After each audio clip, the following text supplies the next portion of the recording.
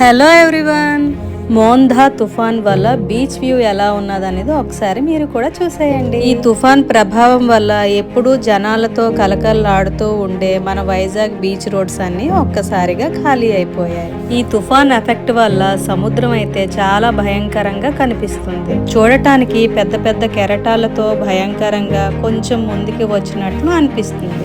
ఎప్పుడూ ఈ ప్లేస్లని జనాలతో కలకల్లాడుతూ ఉండేది. అలాంటిది ఈ తుఫాన్ కారణం వల్ల ఖాళీగా కనిపిస్తుంది. మేమైతే వచ్చే టైంలో వర్షం లేదు కాబట్టి లక్కీగా వర్షానికి దొరకలేదు. ఈ విధంగా వెళ్లే రూట్ లో ఒక్కసారి బీచ్ వ్యూని చూసుకుంటూ ఇంటికి వెళ్ళిపోయాం.